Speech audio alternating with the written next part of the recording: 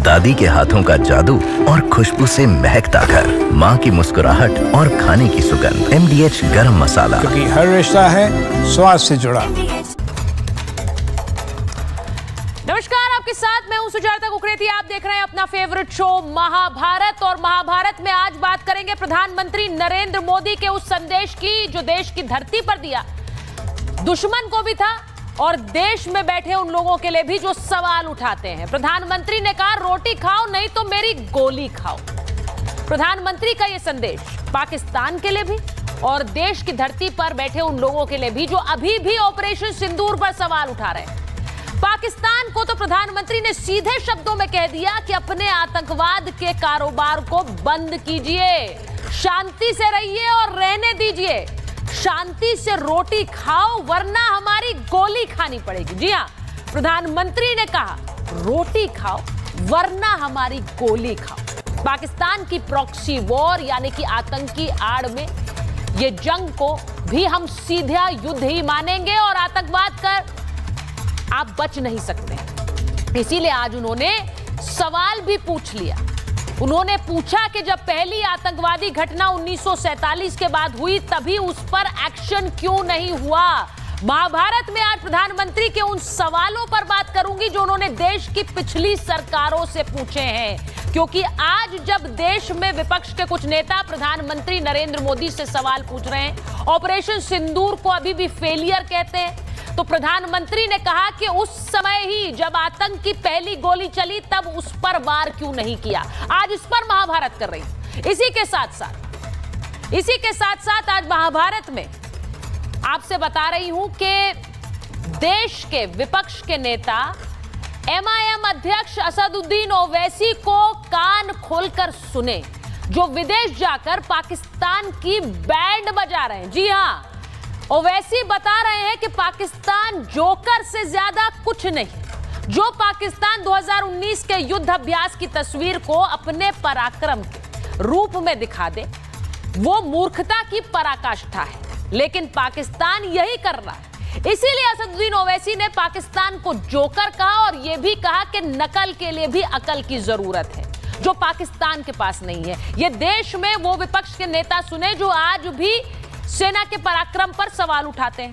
जब ओवैसी विदेशी धरती से पाकिस्तान के खिलाफ गरजते हैं तो वो तुर्की और अजरबैजान जैसे देशों को भी संदेश देते हैं कि धर्म के नाम पर, सिर्फ धर्म के नाम पर आप पाकिस्तान का साथ नहीं दे सकते हैं। आज विपक्ष का हर नेता असदुद्दीन ओवैसी को सुने। संजय राउत जैसे नेता कह रहे हैं ऑपरेशन सिंदूर एक फेलियर था। कांग्रेस पार्टी कह रही है जब देश के सांसद विदेश में जाकर पाकिस्तान को एक्सपोज कर रहे हैं उसे एक PR एक्सरसाइज कह रही है। इन सब नेताओं को समझना चाहिए कि आप देश का नहीं अपना मजाक बना रहे हैं। ये सवाल आप पर उठ रहे हैं, इसीलिए मैं कह रही हूं ओवैसी को सुनिए। वो भी विपक्ष के नेता है, लेकिन इसी के साथ साथ वो देश के बाहर देश के प्रतिनिधि के रूप में काम कर रहे हैं। आज मैं इस पर बात करूंगी, लेकिन आज मैं वो सवालों पर बात करूंगी जो प्रधानमंत्री ने आज अपने भाषण में उठाए। उन्होंने कुछ बहुत महत्वपूर्ण सवाल पूछे और उन सवालों पर मैं आज महाभारत करना चाहती हूं। उन्होंने कहा 75 साल से आतंकवाद को झेलते रहे, क्या हमें यह मार सहनी चाहिए थी? पहले ही आतंकियों को क्यों नहीं मार गिराया? प्रधानमंत्री जब ये सवाल पूछते हैं तो वो 1947 की बात करते हैं, जब पहली बार पाकिस्तान ने आतंकवाद का सहारा लेकर हमला किया तो उस समय इसका जवाब क्यों नहीं दिया? आज जिस जगह हम खड़े हैं उस समय वार ना करने की वजह से खड़े हैं। इसी के साथ साथ जो दूसरा सवाल उन्होंने पूछा, उन्होंने सीधे कहा कि सरदार पटेल चाहते थे कि POK वापस लेने तक हमें अपनी सेना को वहीं रहने देना चाहिए था। पटेल चाहते थे POK वापस लेने तक जंग जारी रहे। कश्मीर पर सरदार पटेल की बात क्यों नहीं मानी गई? क्योंकि 22 अक्टूबर 1947 को पाकिस्तान का JNK पर हमला, कबायली लड़ाकों को भेजकर यह हमला किया गया। सेना की भेष में ये कबायली आए और हमला किया। 27 अक्टूबर 1947 को कश्मीर का भारत में विलय हुआ, लेकिन 31 दिसंबर 1947 को प्रधानमंत्री नेहरू UN पहुंच गए। जम्मू एंड कश्मीर का मामला यूएन पहुंच गया। सरदार पटेल चाहते थे कि जब तक पीओके वापस ना आ जाए तब तक सेना वहीं डटी रहे। उस बात का पालन क्यों नहीं हुआ, आज प्रधानमंत्री मोदी ने पूछा है। मैं आज ये सवाल उठाऊंगी, महाभारत में सीधे पूछूंगी। पहले यह भी आपको बताऊं कि प्रधानमंत्री ने तीसरी कौन सी अहम बात कही। उन्होंने कहा ऑपरेशन सिंदूर कैमरे के सामने किया गया। कैमरे के सामने हर एक सबूत हमने इकट्ठा किया है। ये उनके लिए है जो आतंक के खिलाफ भी सबूत मांगते रहते हैं। ये कौन लोग हैं जो अभी भी सबूत मांग रहे हैं, आज इनकी भी बात करूंगी महाभारत में। एक रिपोर्ट पहले देख लीजिए।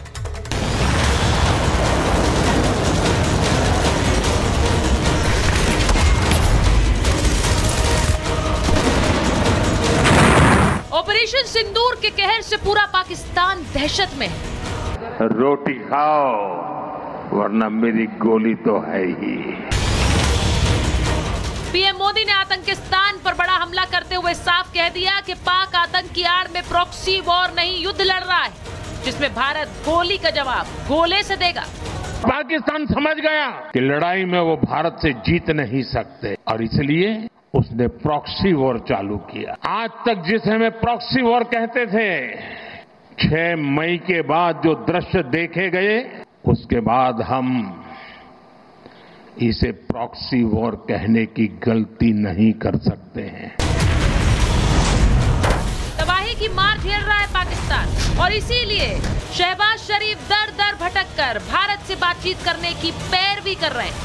We are ready to talk for the sake of peace on water issue with a neighbor. We are ready to talk to promote trade and also counter-terrorism if they are serious. पाक PM का खौफ पूरी दुनिया देख रही है, लेकिन भारत में अब भी कुछ ऐसे हैं जिन्हें ऑपरेशन सिंदूर पर संदेह है। ऑपरेशन सिंदूर ये एक फेलियर ऑपरेशन है।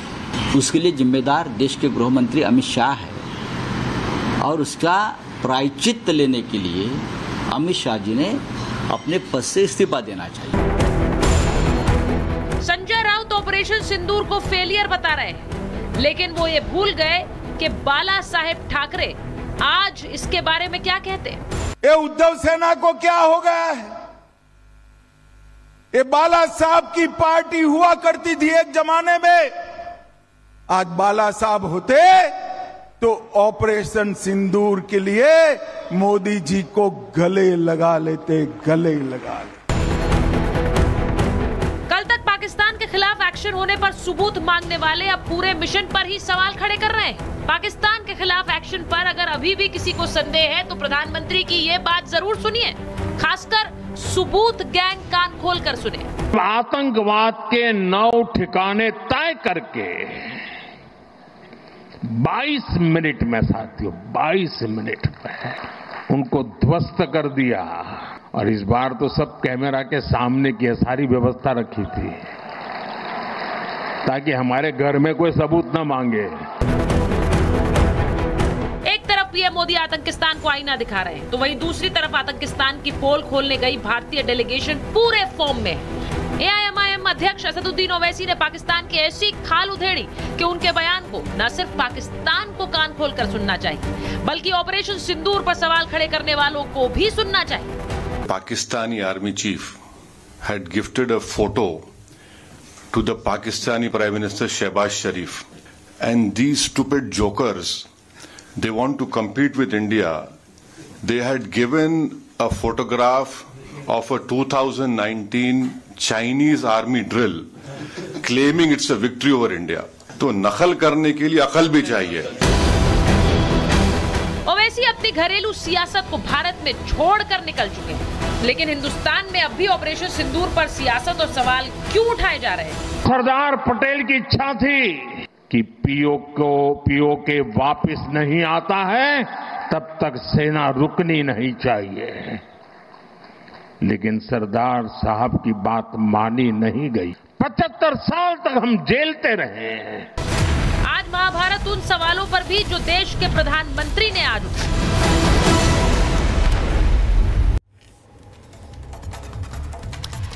मेरे साथ जो मेहमान जुड़ रहे हैं, बीजेपी के प्रवक्ता सिद्धार्थ यादव जी हमारे साथ हैं, हमारे साथ वरिष्ठ पत्रकार हर्षवर्धन त्रिपाठी जी हैं, एआईएमआईएम के राष्ट्रीय प्रवक्ता वारिस पठान साहब हमारे साथ जुड़ रहे हैं, हमारे साथ जुड़ रहे हैं राष्ट्रीय प्रवक्ता समाजवादी पार्टी के फराज किदवई साहब, कांग्रेस के नेता वरुण पुरोहित जी हैं और शिवसेना उद्धव ठाकरे गुट के विक्रम सिंह जी हमारे साथ जुड़ रहे हैं। मैं शुरुआत सबसे पहले वारिस साहब आपके साथ इसलिए कर रही हूं क्योंकि असदुद्दीन ओवैसी एक डेलीगेशन का हिस्सा हैं, बाहर हैं और उन्होंने जिस तरह से बखिया उधेड़ रखी है पाकिस्तान की, वो देखकर ये तस्वीरें यहां पर मुझे लगता है बहुत से लोगों को सबक लेने की जरूरत है। उन लोगों को जो यहां पर बैठकर भले ही सिद्धार्थ जी से बहस करते हो लेकिन जब विदेश जाते हैं तो वो बहस नहीं कर रहे हैं। मैं आज खुलकर कहती हूं, जब वो कहते हैं कि नकल के लिए अकल की जरूरत है, जब वो कहते हैं दी स्टूपिड जोकर्स, वो सीधे सीधे पाकिस्तान पर हमला करते हैं। जब वो ये कहते हैं तुर्कियों को संबोधित करके कि वहां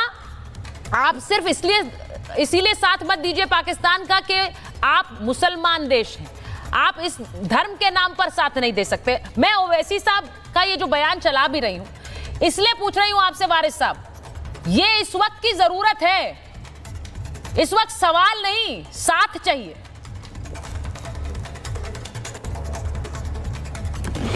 देखिए सुचेता जी, जब पहली मर्तबा ऑल पार्टी मीटिंग हुई थी उसके बाद ही हमारे पार्टी प्रेसिडेंट असदुद्दीन साहब ने बोल दिया था कि भारत जो भी स्टेप लेगा पाकिस्तान के खिलाफ आतंकवादियों को ख़त्म करने में, हम उनके साथ कंधे से कंधा मिलाकर खड़े।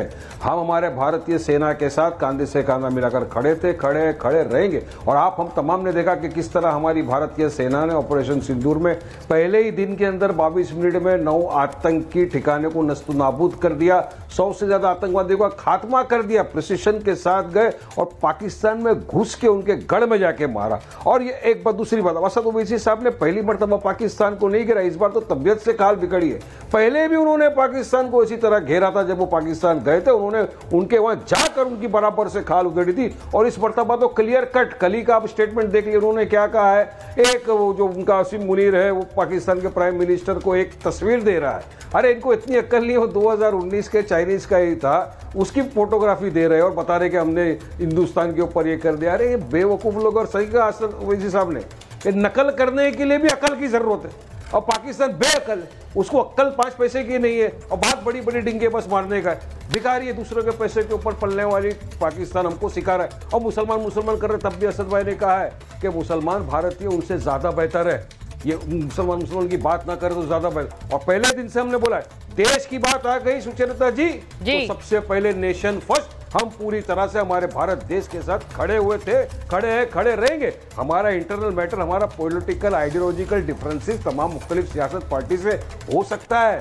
वो डेमोक्रेसी में होना चाहिए, एग्री टू डिसएग्री। मगर जहां पर नेशनल सिक्योरिटी की बात आ गई, जहां पर हमारे देश की बात आ गई, तो नेशन फर्स्ट। और इसका सबूत असद ओवैसी साहब ने दुनिया में जाकर दिया, दुनिया को बताया, पाकिस्तान की पोल खोली, पाकिस्तान की धज्जियां उड़ा दिया कर वहां पर पूरी तरह से पाकिस्तान को बेनकाब अगर किसी ने वाकई में बाहर जाके किया तो असद ओवैसी साहब ने किया। मुझे इस बात का फख्र। और यहाँ पे लोग बोल रहे नहीं ये, अरे देखिए हम किसी को खुश करने के लिए, किसी को मस्काबाजी करने के लिए हम नहीं कर रहे। देश की बात, हमको देश से मोहब्बत है, देश से लगाव है। सुचेता वारिस पठान भारत में पैदा हुआ और इंशाअल्लाह ताला भारत की मिट्टी के अंदर दफनाया भी जाएगा वारिस पठान। तो इस देश से मोहब्बत हमको है, किसी की चापलूसी करने के लिए नहीं कर। जवान वारिस साहब देखिए, आज मैं इस बात को खुलकर कहती हूँ कि लोगों ने जाकर इस वक्त हर भारतीयों को एक भाषा में बोलना चाहिए। इसलिए मुझे बड़े डिस्टर्बिंग लगते हैं सिद्धार्थ जी, आज प्रधानमंत्री ने जो बातें कही हैं वो तबीयत से पाकिस्तान को भी सुनाई है और सीधे सीधे उन लोगों को भी जो देश में यहां बैठकर कई सवाल उठाते हैं। 1947 में जब पहली बार आतंकवाद की गोली चली, उस समय क्यों नहीं उससे निपटा गया? प्रधानमंत्री का स्पष्ट सवाल था। उस समय ना निपटकर उस मामले को अंतर्राष्ट्रीय मुद्दा बनाने वाले आज बार बार ऑपरेशन सिंदूर पर सवाल उठाते हैं। और इसीलिए प्रधानमंत्री ने कह दिया इस बार तो कैमरे भी लगे थे, ये जो सबूत गैंग उठे तो इन्हें सबूत भी दिखा दिया जाए। सिद्धार्थ जी, देखिए निश्चित तौर पर मैं पहले तो आपके शो पे मौजूद हूं तो, और वारिस भाई सामने बैठे हुए हैं, जहां भी मुझे अवसर मिल रहा है मैं वारिस भाई के और इनकी पार्टी की तारीफ भी करूंगा।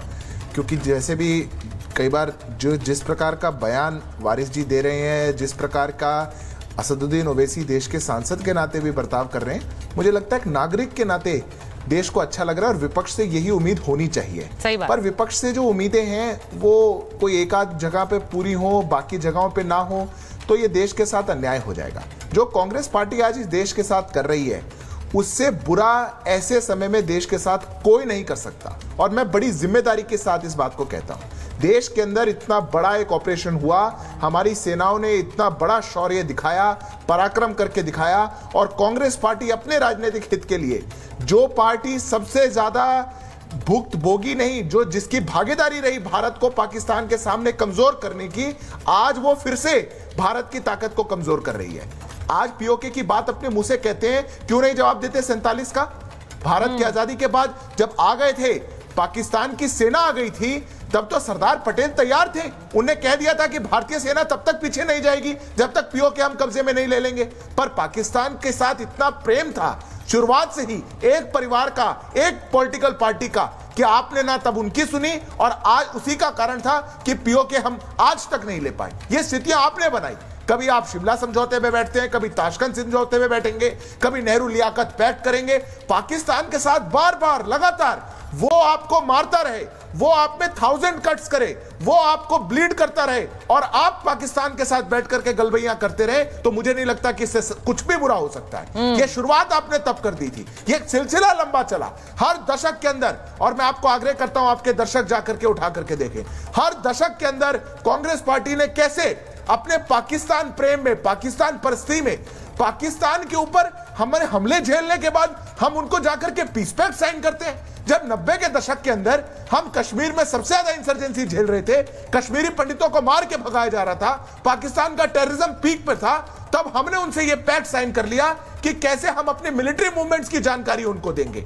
जब 2008 में मुंबई में पाकिस्तान घर में घुस करके हमको मारता है, हम पे 166 लोग मुंबई में मारे गए, हमारे जिंदा पकड़ा गया एक पाकिस्तानी, सबूत हमारे पास थे, तो क्या करा कांग्रेस पार्टी ने? 2012 के अंदर उनने हमारी वीजा की जो क्राइटेरिया था उसको ईज आउट कर दिया, वीजा ऑन अराइवल देने का काम कर दिया। अगर कांग्रेस पार्टी का यह बर्ताव पाकिस्तान के लिए इतिहास के अंदर था, तो निश्चित तौर पर यह जो बदला हुआ बदलाव है, ये जो नए भारत की ताकत है, ये जो पाकिस्तान के घर में घुस के मारने की ताकत है, ये कांग्रेस पार्टी को कतई पसंद नहीं आ सकती। आपको घर में घुस करके एक दशक के अंदर सबसे ज्यादा, 2004 से 14 के बीच में सबसे ज्यादा आतंकी हमले देश के अंदर हुए।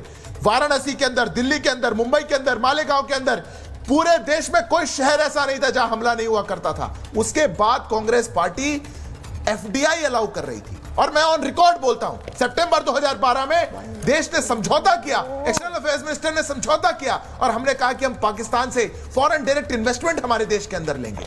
अगर यह कांग्रेस पार्टी की नीति थी, तो आज ये नीति बदल चुकी है। आज देश का नेतृत्व कहता है घर में घुस करके मारेंगे, हम छेड़ना नहीं चाहते, पर अगर आप हिमाकत करेंगे तो ये नया भारत आपके घर में घुस के मारेगा, आतंकी ठिकानों को मारेगा और आकाओं को मारेगा जो पाकिस्तान में बैठ करके ऐसी हिमाकत को करते हैं। पर कांग्रेस पार्टी को चूंकि ये बात नहीं बचती, ये बात समझ नहीं आती, ये दौर उनने देखा नहीं, ये तौर तरीका देखा नहीं, तो वो ऑपरेशन सिंदूर को फेलियर बताने लगते हैं। मुझे लगता है कि ये जो इतिहास है कांग्रेस पार्टी का, ये बताता है कि आज वर्तमान में वो क्यों नहीं देश के साथ खड़े होते, पर पूरा देश इस बात को देख रहा है, और समय आने पर कांग्रेस मैं तो पहले एक यहाँ पर सीधा सवाल पूछना चाहती हूँ, और मैं हर्षवर्धन जी के पास जाऊं उससे पहले वारिस साहब से तो मैंने बात कर ही ली है। उनके नेता इस वक्त बाहर विदेश में जाकर उस डेलीगेशन का हिस्सा है।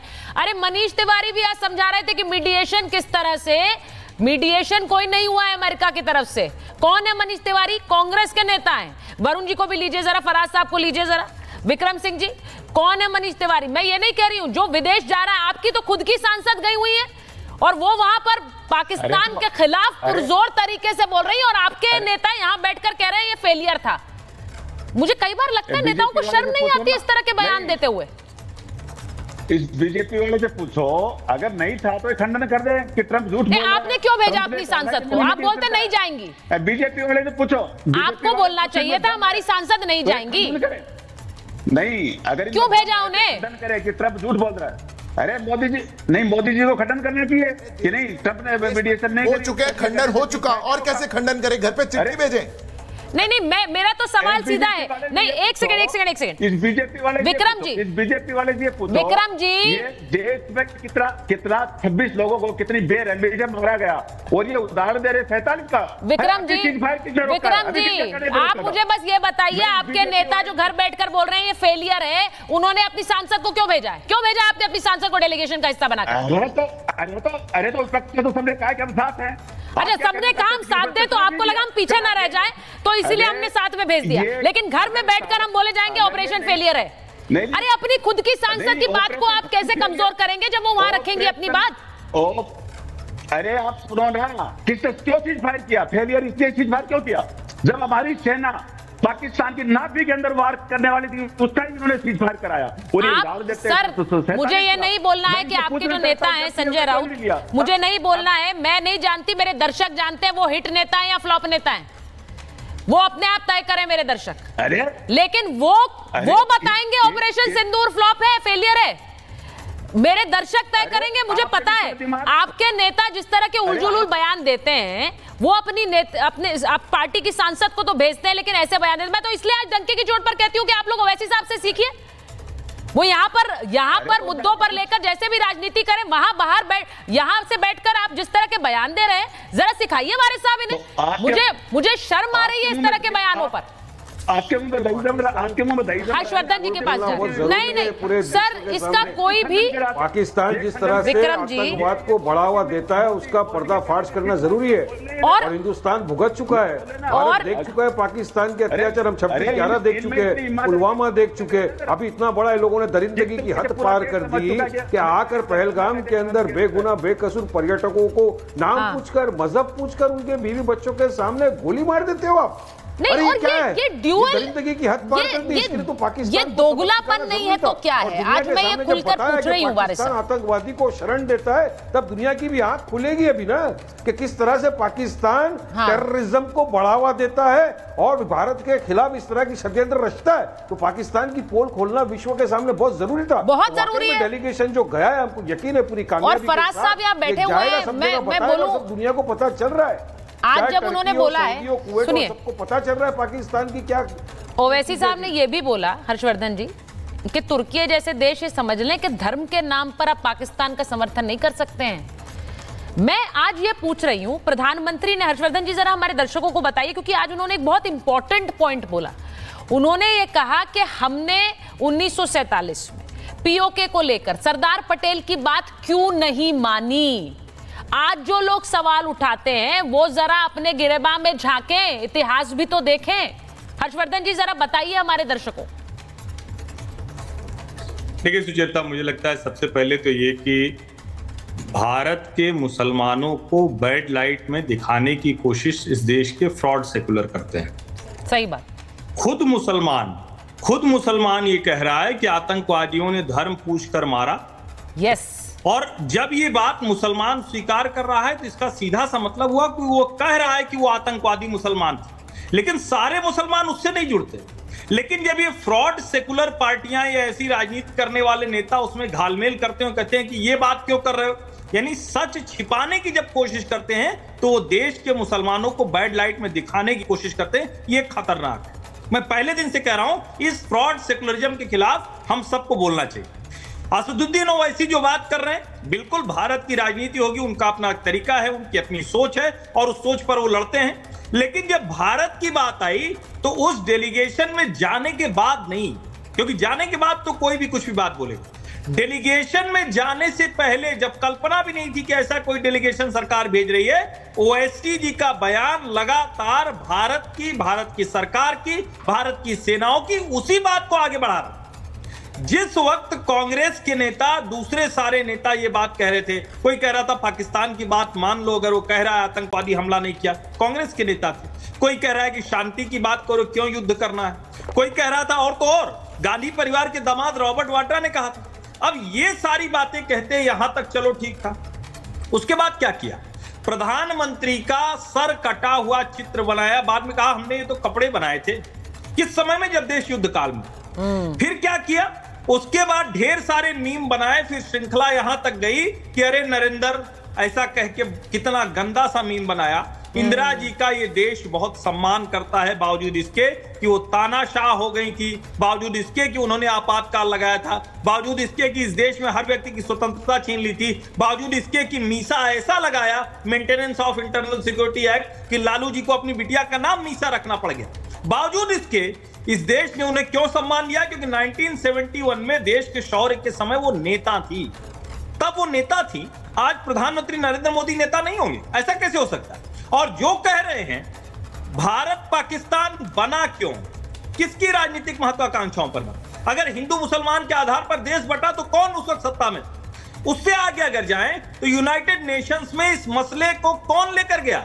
आज चिल्ला रहे हैं कि डोनाल्ड ट्रंप ने मध्यस्थता कर दी। सबसे पहले देश के इस संवेदनशील मुद्दे को मध्यस्थता के लिए कौन ले गया? नेहरू जी लेकर गए थे यूनाइटेड नेशंस। क्यों नहीं लेकर वापस आ पाए?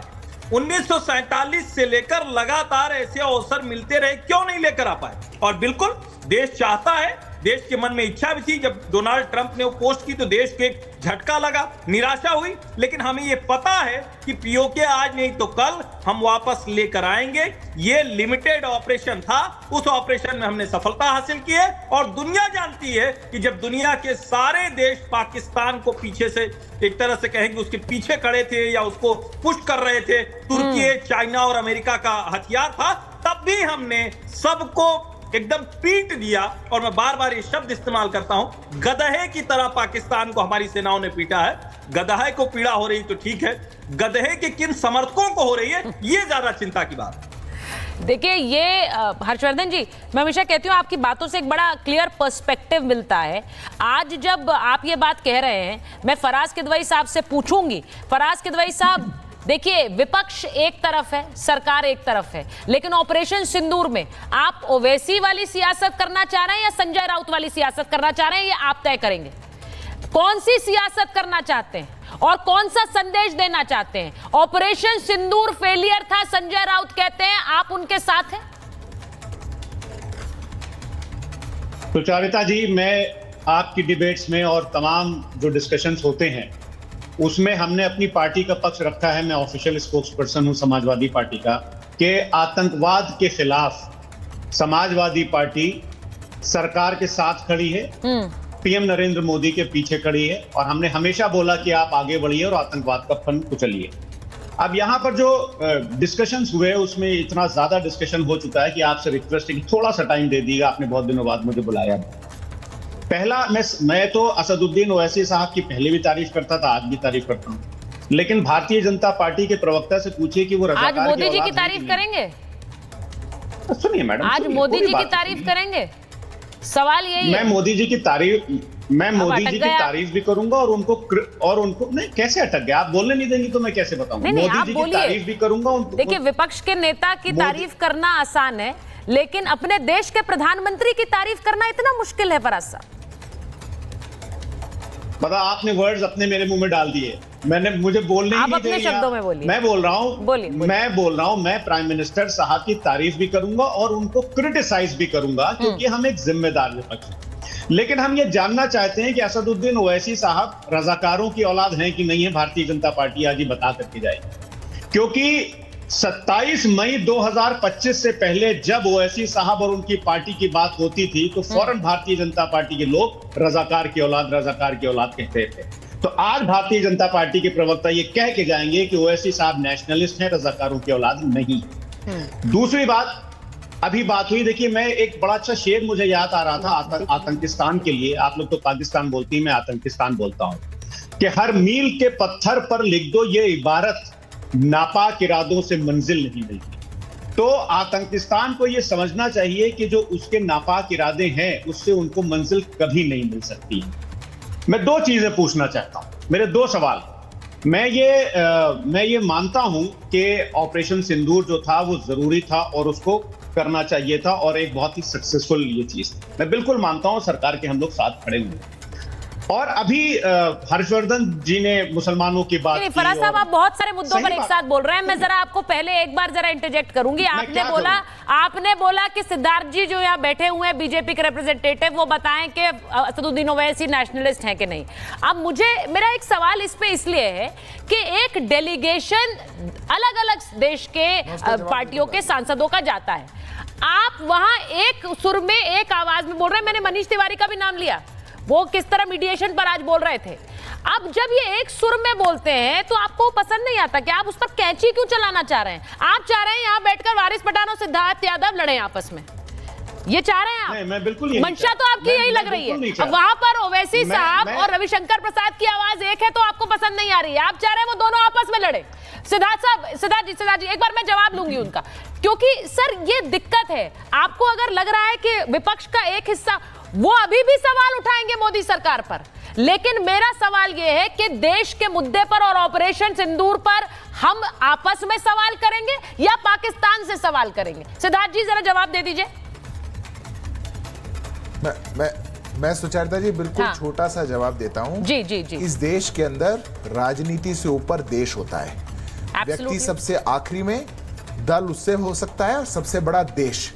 ये बात अगर कांग्रेस पार्टी और समाजवादी पार्टी को नहीं समझ में आती तो हम कुछ नहीं कर सकते। वारिस जी की पार्टी से मेरे अनेक विषयों को लेकर के बहुत मतभिन्नता होगी, हम बहुत विषयों पे लड़ते होंगे, हम सबसे ज्यादा की औलाद हैं कि नहीं, अगर उनकी पार्टी ने देश के हित की कोई बात कही, उनके नेता ने अगर देश हित की कोई बात कही तो हम उसका तारीफ कर सकते हैं। यही लोकतंत्र है, यह लोकतंत्र की खूबसूरती है।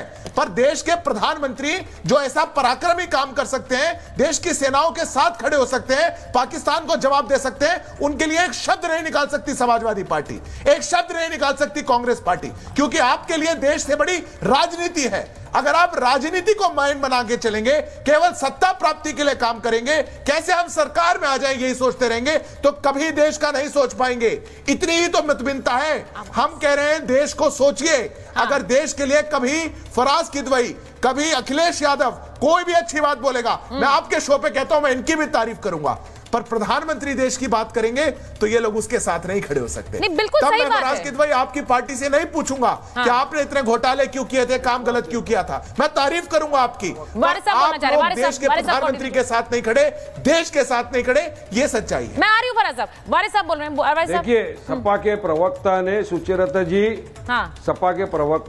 सुचरिता जी रजाकार की बात की। मेरा जवाब सुनिए। जो रजाकार थे वो चले गए और जो वफादार थे, वफादार है, वो भारत में रहकर हमारी सेना के साथ कांधे से कांधा मिलाकर खड़े और पाकिस्तान की धज्जियां उड़ा रहे हैं। पाकिस्तान के अंदर घुस के उनके गढ़ से आतंकवादियों का सफाया कर रहे हैं। इसलिए हमको ये देश में आप जैसे लोगों से नेशनलिज्म, पेट्रोलिज्म की सर्टिफिकेट की जरूरत नहीं। सर्टिफिकेट लेने नहीं खड़े। देश से मोहब्बत है, हमारी धरती, हमारी जमीन से मोहब्बत है। क्योंकि पहले भी मैंने कहा कि वारिस पठान पैदा भी हुआ यहाँ है और इंशाल्लाह मरेगा तो भी भारत की मिट्टी के अंदर ही जाने वाला है। ये मोहब्बत है हमारी देश की। अब आप इसको सियासत का रूप दो, आपकी मानसिकता है, इसमें सियासत नहीं होनी चाहिए। ऑपरेशन सिंदूर पे किसी भी तरह की सियासत करना हमारे भारतीय जवान का अपमान करने के बराबर वाली बात है। ये भारतीय जवान ना बीजेपी के लिए लड़ रहा है, ना एमआईएम के लिए लड़ रहा है, ना सपा के लिए लड़ रहा है, वो तो भारत देश के लिए लड़ रहा है ना। हम तो उसके साथ खड़े हुए। तो आपको क्यों तकलीफ हो रहा है भाई? आपको तकलीफ है, आप तकलीफ अपने पास लेके, लेकिन जब देश की बात आ गई तो देश के साथ पहले हम खड़े थे, खड़े रहेंगे लास्ट तक। इसमें हमको चैलेंज करने की, रजाकार, वफादार, ये सब की बात करने की जरूरत नहीं। आज देखिए वर्ल्ड में जाके दुनिया को किस तरह से पाकिस्तान को बेनकाब किया जा रहा है, किस तरह से बताया जा रहा है कि पाकिस्तान आतंकवाद को किस तरह से श्रेय दे रहा है, किस तरह से बढ़ावा दे रहा है, और उसका खामियाजा भारत देश भुगत रहा है ना। 26/11 हुआ नहीं हुआ, पुलवामा हुआ ना, अब पहलगाम भी हुआ। तो ये सब क्यों हो रहा है? क्योंकि पाकिस्तान आतंकवादी को पनाह दे देकर वहां पर बना कर यहां पर भेज रहा है। तो उसको मुंह तोड़ जवाब देना बहुत जरूरी था। इसलिए हमने पहले दिन से कहा था इसको पॉलिटिसाइज न किया जाए, मगर यहां पर अभी क्या पॉलिटिसाइज करना शुरू हो गया। अरे आपको शर्म आनी चाहिए। आपके एक ही मंत्री थे, आपके भी और बीजेपी के भी, उन्होंने भी कह दिया हमारी कर्नल सोफिया के बारे में अनाप शनाप बकवास कर दी। आपके यहाँ भी कोई थे, उन्होंने भी बकवास कर दी हमारे जवानों के बारे में। तो मेरा सपा के प्रवक्ता से अनुरोध है कि इसको पॉलिटिसाइज न किया जाए। पूरा देश 140 करोड़ की भारतीय जनता एक साथ खड़ी है हमारे भारतीय सेना के साथ, कांधे से कांधा मिलाकर। इस बार तो प्रधानमंत्री ने कहा कि जो लोग ये सबूत गैंग का हिस्सा रहे हैं उनके लिए इस बार कैमरे लगाए थे कि लोग बाद में ना पूछें कि भाई सबूत कहाँ है, सबूत कहाँ है। मैं एक बार जरा वरुण जी के पास जा रही हूँ, हर्षवर्धन जी आ रही हूँ, इसके बाद तुरंत बाद आ रही हूँ, वरुण जी के पास एक बार जा रही हूँ। वरुण जी, ये कांग्रेस के नेता कहते रहते हैं कि वहां चले गए, सेना की पराक्रम पूरा नहीं दिखाने दिया, पीओके इस बार आर पार हो जाता उस पर अगर सेना के हाथ खोले थे। सवाल उठाने इसलिए सवाल है। आज प्रधानमंत्री ने पलट कर पूछ डाला, भाई 1947 में पीओके के लिए जिम्मेदार कौन है? क्यों सरदार पटेल की बात नहीं मानी गई? क्यों आज जब पीओके वापस लाने की बात कांग्रेस के नेता करते हैं तो जाने किसने दिया था?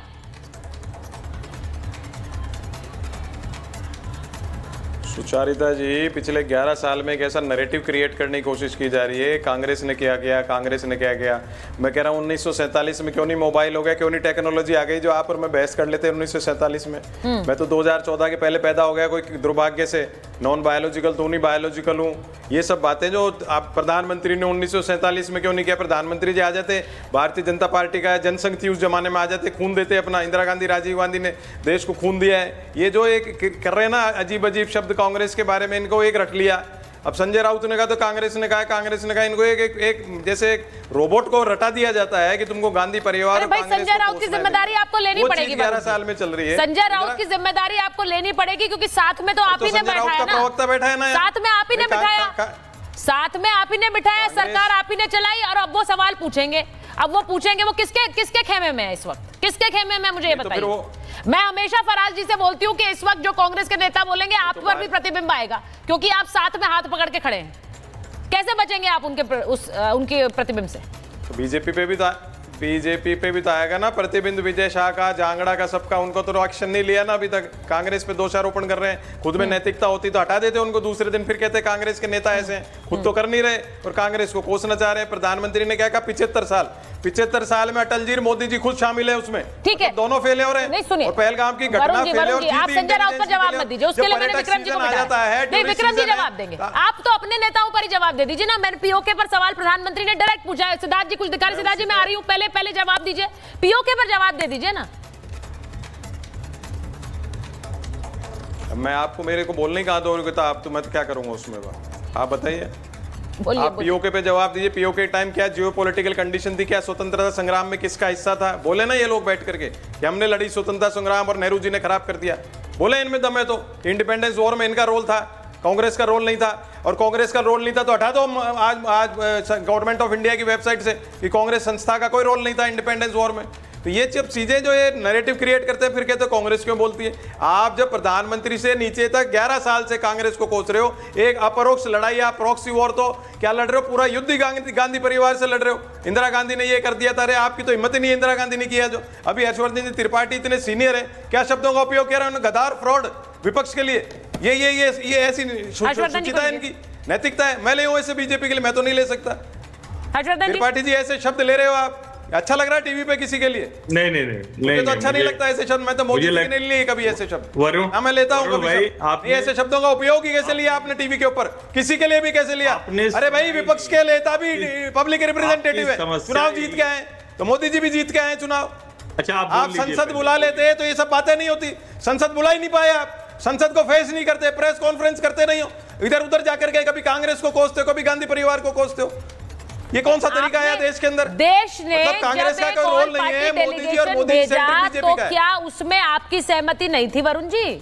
उसमें सहमति नहीं थी। मैं आपसे पूछती हूँ, मैंने अभी दो बार इस डिबेट में मनीष तिवारी का जिक्र किया है। सुनिए मेरी बात। मनीष तिवारी का आज का बयान, उन्होंने कहा, वरुण जी सुनिए, उन्होंने कहा मीडिएशन पर, जो बार बार ट्रंप कहते हैं I did the cease fire, मैंने मीडिएशन कराया, उन्होंने कहा मीडिएशन 2 देशों के डीजीएमओस के बीच बात होकर हुई है, इसमें कोई भी तीसरा देश श्रेय लेने ना आए। ये मनीष तिवारी कह रहे हैं। अब अगर मैं ना बताऊं आपको नाम तो आप सोचेंगे बीजेपी का नेता कह रहा है, लेकिन ये मनीष तिवारी कह रहे हैं क्योंकि वो ऑल पार्टी डेलीगेशन का हिस्सा है, वो कांग्रेस के नेता के रूप में नहीं बोल रहे। लेकिन आपके नेता यहां दिल्ली में बैठकर यही कहते हैं कि मीडिएशन कराया, प्रधानमंत्री जी ने कुछ नहीं किया, आप जयशंकर जी ने कैसे बता दिया, यही बोल रहे हैं ना आपके नेता। हर्षवर्धन जी जवाब देना चाहते हैं। सुचारिता जी, देखिए सुचेता, पहले तो ये कि वरुण भाई ने ध्यान से सुना नहीं। मैं फिर से दोहरा देता हूँ, वरुण जी ध्यान से सुन लीजिए। मैंने कहा जो लोग फ्रॉड सेकुलरिज्म प्रैक्टिस कर रहे हैं, किसी को फ्रॉड मैंने नहीं बोला। जो लोग ये डिबेट देख रहे हैं ध्यान से, और मैंने संदर्भ भी दिया था। कौन कर रहा है? असदुद्दीन ओवैसी मान लेते हैं, असदुद्दीन ओवैसी मानते हैं और कहते हैं कि धर्म पूछकर मारा गया, लेकिन फ्रॉड सेकुलरिज्म की आड़ में कहा जाता है कि नहीं वो धर्म पूछकर नहीं मारा गया। एक ये कहा मैंने। दूसरा क्या कहा था? मैंने कहा गधे की तरह पाकिस्तान को पीटा हमारी सेनाओं ने। मैंने विपक्ष के लिए तो कहा ही नहीं था, और उसको भी इन्होंने अपने सर पर ले लिया। ये दुर्भाग्यपूर्ण है। लेकिन मूल बात में सुचेता, जिसके लिए मैं इतनी देर से कह रहा हूं, 10 सेकंड मुझे दीजिए। फराज किदवई ने आज बहुत स्तरहीन व्यवहार किया है। उन्होंने जिस तरह से, मैं फिर कह रहा हूं, हो सकता है कि किसी वक्त घर में आपके 50 झगड़े हों, लेकिन जब बाहर से झगड़े में घर एकजुट खड़ा हो, जब बाहर से झगड़े में घर एकजुट खड़ा हो, तो आप कहेंगे अच्छा उस दिन तो तुमने उसको अपनी गाड़ी नहीं ले जाने दी थी, अच्छा तुम तो उस दिन उससे लड़ गए थे, अच्छा तुमने तो उस दिन उसको झापड़ मार दिया था। ये व्यवहार जो उन्होंने करने की कोशिश की, और मैं प्रशंसा करूंगा वारिस पठान की कि आज फराज किदवई के फ्रॉड सेकुलरिज्म का अच्छा जवाब दे दिया। अब एक बात और सुन लीजिए, ये क्यों ऐसा कह रहे हैं फराज किदवई? क्योंकि इनकी पार्टी के नेता रामगोपाल यादव वही कह रहे थे। आप कह रहे जिन्हें कौन लड़ने गया था, भाजपा वाले, वो यही कह रहे हैं कि भाजपा वाले नहीं गए, हमारा पीडीए जाकर वहां लड़ा है। दुर्भाग्य देखिए, वो कह रहे हैं कि वहां पीडीए लड़ा है। वो सबकी जाति खोज कर बता रहे हैं। इतनी स्तरहीन निम्न सोच के साथ अगर आप इस तरह से राष्ट्रीय टेलीविजन चैनल पर डिबेट कर रहे हैं तो दुर्भाग्यपूर्ण है। आप कोई भी डिबेट कीजिए, और इस वक्त अगर आप सोचेंगे जब भाजपा और एआईएमआईएम क्यों लड़ेगी भाई, 2 पार्टियां हैं और खूब लड़ेगी, कल को फिर लड़ेंगी। आप तो लड़ते हैं लेकिन सीट के लिए समझौता कर लेते हैं। यहां तो कम से कम देश के लिए भाजपा और एआईएमआईएम एक साथ बोल रहे हैं। और मैं फिर कह रहा हूं, प्रियंका चतुर्वेदी की बात ध्यान में रखिए। प्रियंका चतुर्वेदी शिवसेना उद्धव बाला साहब ठाकरे की सांसद हैं। उन्होंने कहा अगर हमारे जहाज गिरे भी होंगे तो हम फिर बना लेंगे, समृद्ध देश है। लेकिन राहुल गांधी कह रहे हैं बताओ भैया हमारे कितने जहाज गए, दोनों का फर्क है। ये समझ लेंगे तो शायद आपको समझ में आएगा कि देश हित की डिबेट और उसकी बात क्या होती है। फराज जी, आज आप बुरे घिरे हैं, देखिए, क्योंकि जो बात मैंने बोली, अब हर्षवर्धन जी ने भी आपको उसी बात पर आईना दिखाया। आप चाह रहे हैं कि यहाँ बैठकर सिद्धार्थ जी और वारिस जी लड़ें और आप उस पर तालियां बजाएं, और क्या उससे आप सफल हो जाएंगे? अगर ये आपस में लड़ेंगे तो क्या फराज किदवई और समाजवादी पार्टी सफल हो जाएगी? सुचारिता जी, अब मुझे उम्मीद है कि इस सेकंड बोलिए सिद्धार्थ जी जवाब देंगे आपका। हाँ जी। देखिए, मैंने पहले भी बोला था और मैं अभी भी बोल रहा हूं कि ओवैसी साहब को मैं नेशनलिस्ट मानता हूं। हर्षवर्धन त्रिपाठी जी ने तमाम मेरे ऊपर आरोप लगा दिए। आपस में लड़ाई झगड़े होते हैं परिवार में, मैं ये मानता हूं, लेकिन किसी को पाकिस्तान परस्त कहना, किसी को रजाकार की औलाद कहना, ये कोई मामूली झगड़े नहीं होते। ये आप उसकी इंटीग्रिटी पर, उसकी देशभक्ति पर सवाल उठा रहे हैं। मैं फिर से बोल रहा हूं कि भारतीय जनता, मैं वारिस भाई गलत उसमें ले गए, मैं तो बहुत रिस्पेक्ट करता हूं ओवैसी साहब को, बहुत पढ़े लिखे आदमी है, नेशनलिस्ट आदमी है, लेकिन मैं फिर से बोलता हूं कि क्या भारतीय जनता पार्टी माफी कौन नेशनलिस्ट नहीं है? फराज साहब, कौन नेशनलिस्ट नहीं है? आप बार बार कह रहे हैं ओवैसी साहब नेशनलिस्ट हैं, बहुत नेशनलिस्ट नेता हैं। मुझे बताइए, क्या देश के प्रधानमंत्री नेशनलिस्ट नहीं है? मुझे बताइए जरा, आज कौन सा नेता नेशनलिस्ट नहीं है? जरा इस पर बात हो जाए, क्योंकि आप जो बार बार ये तंज कसना चाह रहे हैं, मुझे आप बार बार ये कह रहे हैं ओवैसी साहब नेशनलिस्ट हैं, ओवैसी साहब राष्ट्रवादी हैं, अच्छी बात है, लेकिन आज मुझे बताइए कौन से नेता नहीं है नेशनलिस्ट? आप मुझे कंप्लीट करने दीजिएगा। आई होप मेरे सवाल का जवाब देंगे आप। मैं बिल्कुल नहीं, देखिए भारत में नहीं देंगे आप। पार्टियां हैं और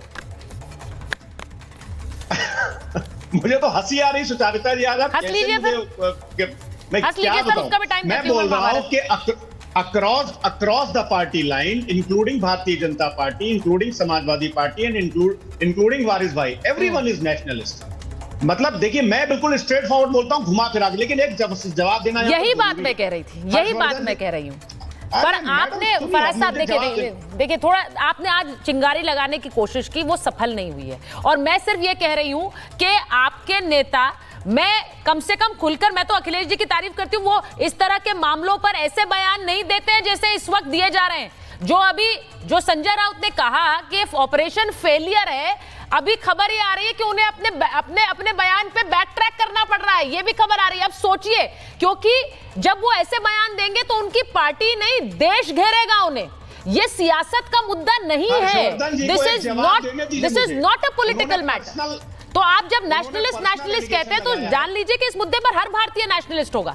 मैं एक बार मैं सिद्धार्थ जी से एक रिएक्शन लेना चाह रही हूँ आपकी बात। सिद्धार्थ जी, मुझे मेरे ऊपर पर्सनल अटैक हुआ तो जवाब देने दीजिए। अच्छा ठीक है, बोलिए। अटैक किया है, बोलिए। हर्षवर्धन जी, फ्रॉड सेक्युलरिज्म पता है क्या होता है? फ्रॉड सेक्युलरिज्म वो होता है कि जब विजय शाह, बिकॉज कर्नल सूफिया कुरैशी एक कम्युनिटी से आती हैं, तो उनको कहा जाता है कि आतंकवादियों की बहन। कर्नाटका में भारतीय जनता पार्टी के एक एमएलसी हैं रवि कुमार, उन्होंने वहां की डीसीपी तरन्नुम कुरैशी को क्या बोला कि ये पाकिस्तान से आएंगी। ये होता है फ्रॉड सेक्युलरिज्म।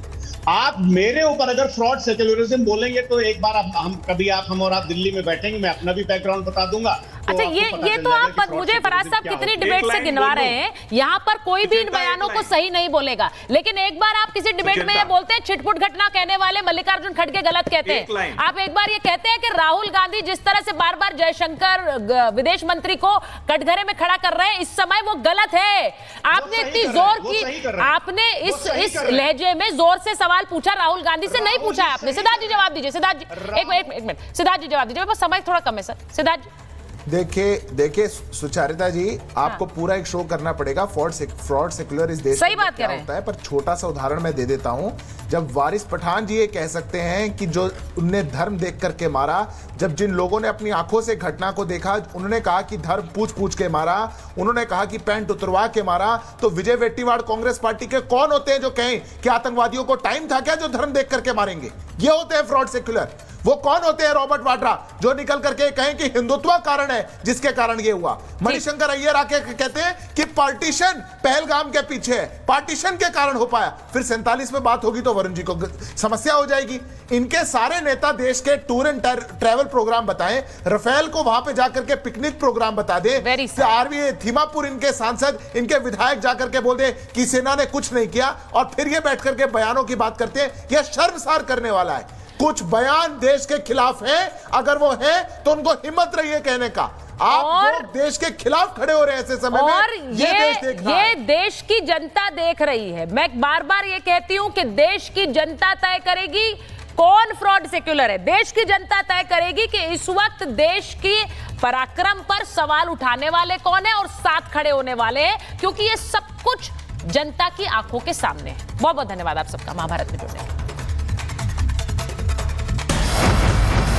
आधे बाउल दही में 4 चम्मच MDH चटनी पुदीना मसाला डाला, स्टर करो, पुदीना चटनी तैयार। MDH चटनी पुदीना मसाला।